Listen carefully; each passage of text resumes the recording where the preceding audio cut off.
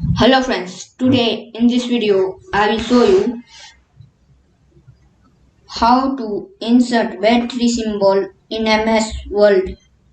So firstly click on insert, then click on symbols, then go symbol. Now click on more symbols, font select this, subset select this. Now character code is 1F50B. 1F50B. Now click on insert. Thanks for watching this video. If you like this video, please like, share, subscribe my channel. Please comment this video useful or not.